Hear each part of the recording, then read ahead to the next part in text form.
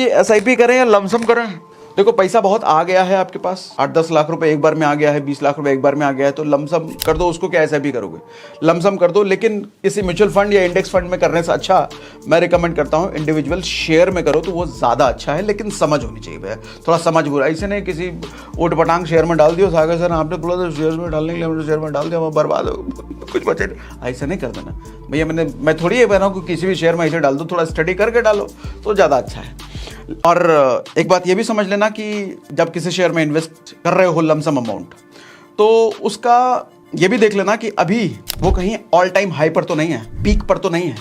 कभी भी उस शेयर में इन्वेस्ट मत करना जो पीक पर है, क्योंकि अगर पीक पर है वहां पैसा डाला तो उसके बाद तो नीचे आना है, तो आपका पैसा ठीक है। ये समझने का एक बहुत बेसिक सा तरीका है 52 वीक लो और 52 वीक हाई। देखो अभी जो मैं आपको ऐप में दिखाने वाला हूँ ना, उसमें ये बड़ा आराम से दिखाता है। मैं आपको अभी लास्ट में स्क्रीन शेयर करके दिखाऊंगा कि कैसे आइडेंटिफाई करते हैं कि ये 52 वीक में हाई पर है या लो पर है या बीच में है। वो आइडेंटिफाई करना भी सिखाता हूँ, आपके लिए आसान रहेगा। लमसम अमाउंट अगर है तो अभी मेरे को इस वाले शेयर में डालना चाहिए कि नहीं चाहिए, वो चीज़ देख करके समझना आसान होता है। ठीक है, समझाऊंगा, स्क्रीन शेयर करके दिखाऊंगा, डोंट वरी।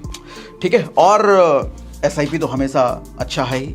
तो आप अगेन फिर से वही सवाल आता है कि एसआईपी अच्छा है या लमसम अच्छा है। सर मैं ये नहीं कहूँगा कि एसआईपी ज़्यादा अच्छा है, लमसम बुरा है। दोनों अलग अलग चीज़ें हैं ना, कैसे कंपेयर कर लें भैया। बहुत सारे लोग कंपेयर करते हैं, मैं कैसे कंपेयर कर लूँ।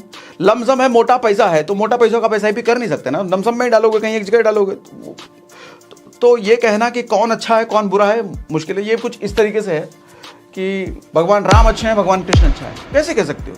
अरे दोनों बिल्कुल अलग अलग हैं। भगवान शिव अच्छे हैं या भगवान विष्णु अच्छे हैं, अरे बिल्कुल दोनों अलग अलग हैं, कैसे कंपेयर कर सकते हो आप।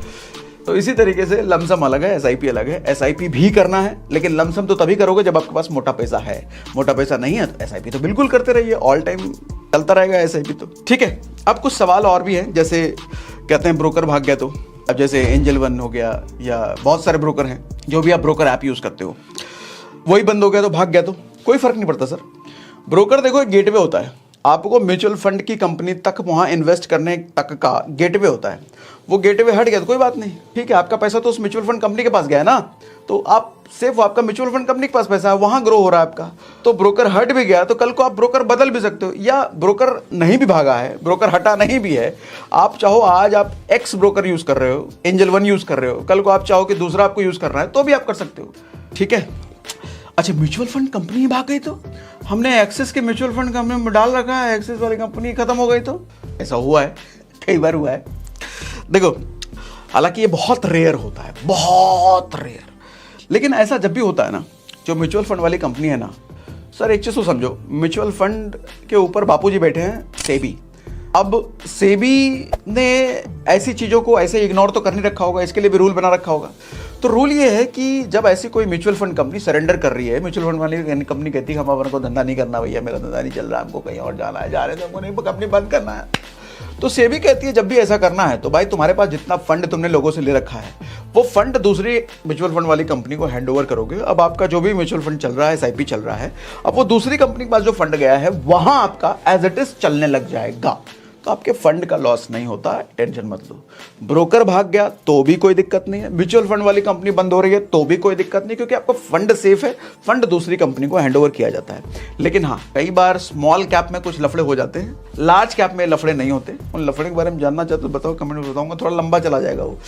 देखो ज़्यादा कन्फ्यूजन होने की जरूरत है नहीं, जितना ज़्यादा आप जानोगे ना म्यूचुअल फंड में, उतना ज़्यादा आप कन्फ्यूज हो। मोटा मोटी ये समझो कि आपका पैसा सेफ है भैया, अगर आप लार्ज कैप में जा रहे हो तो लार्ज कैप में है, पैसा आपका सेफ है, म्यूचुअल फंड में पैसा सेफ है, ब्रोकर भाग गया कोई दिक्कत नहीं, म्यूचुअल फंड कंपनी बंद हो गई कोई दिक्कत नहीं, दूसरे के पास आपका फंड चला जाएगा, सेबी है ऊपर बैठा हुआ।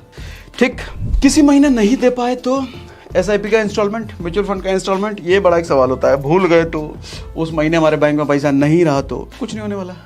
देखो म्यूचुअल फंड वाली कंपनी में जो पैसा डाल रहे हो ना, आपने कुछ उससे पैसा उधार नहीं ले रखा या कुछ खरीद नहीं ले रखा, आपका पैसा उसका बपौती नहीं है, आप उसको पैसा दे रहे हो अपनी मर्जी से उसको इन्वेस्ट करने के लिए, तो उसका धंधा चल रहा है आपकी वजह से। तो ऐसे में एक आध महीना अगर मिस हो गया तो कोई दिक्कत नहीं भैया, वो कोई फाइन विन नहीं लगाने वाले, और आपका सिबिल विबिल स्कोर कुछ नहीं होने वाला। हाँ ये ज़रूर है कि आपका बैंक से अपने आप जो कट रहा है, वो बैंक वाला जरूर आपका ईसीएस मैंडेट वाला जो होता है वो चार्ज लगा सकता है, वो छोटा मोटा होता है, शायद 150, 200, 300 रुपये होता है, अलग अलग बैंक का अलग अलग होता है। वो अपने बैंक से आप पूछ सकते हो कि ईसीएस जो लगा हुआ है, ईसीएस अगर बाउंस होता है तो क्या चार्ज वो लेती है बैंक। अपने बैंक से आप पूछ सकते हो। म्यूचुअल फंड वाली कंपनी कुछ नहीं लेती है, बैंक तो लेगी ना। अब बैंक ने ECS लगवा रखा है, बैंक के पास वो म्यूचुअल फंड वाली कंपनी आती है, अरे पैसा दो, उसने पैसा दो।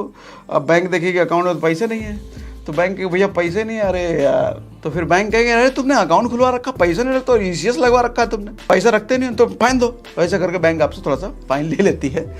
तो म्यूचुअल फंड वाली कंपनी आपसे कोई फाइन नहीं लेती है, बैंक आपसे ले सकती है। कितना ले सकती है अपने बैंक से बात कर लीजिएगा।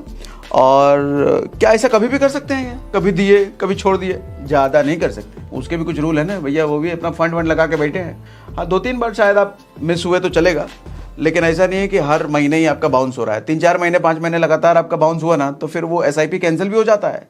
पूछ लेना आपने जिस म्यूचुअल फंड वाली कंपनी में है, उससे कस्टमर केयर से आप पूछ सकते हो, ठीक है। मर गए तो क्या होगा, पैसा देते देते हमने 10 साल से इन्वेस्ट किया है सर, बहुत पैसा इन्वेस्ट कर दिए, अब हम नहीं रहेंगे तो पैसा कहाँ जाएगा? परिवार वालों को मिल जाएगा, अरे बहुत नॉर्मल सी बात है, नॉमिनी को मिल जाएगा ना। FD कर रखा है, नहीं रहता कहाँ जाएगा? परिवार को मिल जाएगा, सिंपल सी बात है, परिवार को मिल जाएगा, टेंशन नहीं है, पैसा कहीं नहीं जाने वाला, ठीक है। कैसे निकालेंगे पैसा? अरे आज के टाइम में बहुत आसान है, जिस ऐप से आप म्यूचुअल फंड में इन्वेस्ट कर रहे हो उसी ऐप में विड्रॉ करने का भी ऑप्शन होता है, स्टॉप SIP करने का वो स्टॉप करो, निकाल लो पैसा, ठीक। कितना टैक्स लगेगा भैया निकालेंगे तो? 1 साल में कितना टैक्स लगेगा?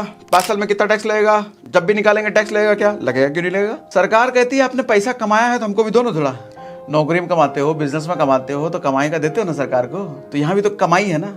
आपके फंड पर टैक्स नहीं लगता। मान लो म्यूचुअल फंड वाली कंपनी में आपने इन्वेस्ट कर दिया 10 लाख रुपए, तो आपके 10 लाख पर कोई टैक्स नहीं है, लेकिन 10 लाख की वजह से अगर आपने 2 लाख रुपए कमाया है तो उस 2 लाख पर टैक्स दो, 10 लाख पर मत दो, वो तो आपका पैसा है, आपने कहीं से कमाया और कमाई का ऑलरेडी टैक्स तो आप दे ही चुके हो, दोबारा 2 बार थोड़ी टैक्स दोगे। कमाई पर टैक्स लगता है। कितना टैक्स लगता है? म्यूचुअल फंड सरकार कहती है कि अगर आपका गेन, अगर आपकी कमाई 1 लाख से कम है तो भैया आपको कहें तुम तो बहुत गरीब हो यार, बहुत कम कमाए तुम्हें, तुम कोई टैक्स मत दो, तुमको टैक्स देने की जरूरत नहीं है, उल्टा मेरे से सहानुभूति अलग ले जाओ, इतना कम कमाया तुमने। लोग तो करोड़ों कमा रहे हैं यार, करोड़पति बन रहे हैं। तो सरकार कहती है 1 लाख या उससे कम कमाए हो, कुछ मत दो, चुपचाप लेकर घर निकल जाओ, नहीं चाहिए तुम्हारा पैसा हमको। 1 लाख से ज़्यादा अगर कमा लिए हो और वो भी 1 साल के अंदर कमा लिए हो तो 15% दे देना टैक्स, चुपचाप पहली फुर्सत में। और 1 साल से ज़्यादा हो गए हैं और 1 लाख से ऊपर का गेन है तो जो भी गेन है उस पर 10% देना, क्योंकि 1 साल से कम का इन्वेस्टमेंट शॉर्ट टर्म माना जाता है, तो शॉर्ट टर्म में थोड़ा ज़्यादा लेती है आपसे गवर्नमेंट, लॉन्ग टर्म में कम लेती है, ठीक है। 10% लॉन्ग टर्म में, 15% शॉर्ट टर्म में, लेकिन अगर 1 ही लाख का गेन है तो उस पर कोई टैक्स नहीं, सहानुभूति देकर के आपको घर भेज देगी सरकार, ठीक है। अब एक सवाल आता है कितने साल का करना सही है? आपकी मर्जी यार, कितने भी साल का कर लो, मुझसे क्या पूछ रहे हो।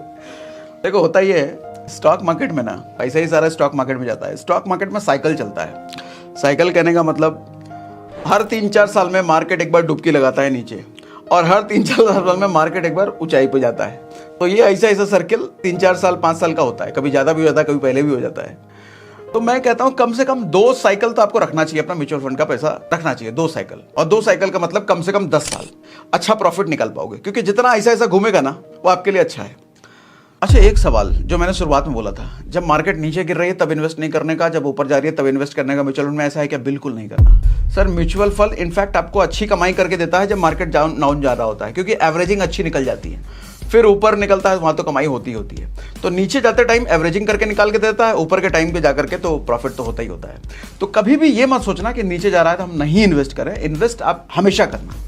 लोग पूछते भी सही टाइम क्या है सर SIP करने का, किस टाइम में करना चाहिए सर? अभी, राइट नाउ, तुरंत, अभी के अभी।